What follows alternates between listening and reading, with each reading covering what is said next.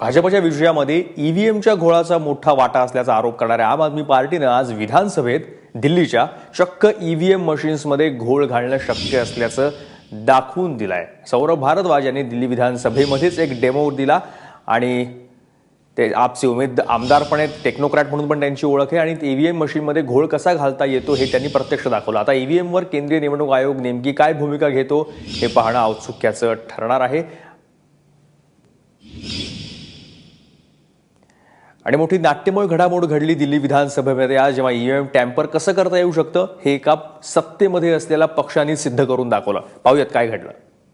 4 साल मुझे नहीं मालूम कि इस देश के अंदर, दुनिया के अंदर क्या नई टेक्नोलॉजी आई और क्या चीज बदली, क्या नए फीचर्स आए, मगर इतने बड़े गैप के बावजूद भी मैं आप लोगों के सामने एक मशीन लाया हूं.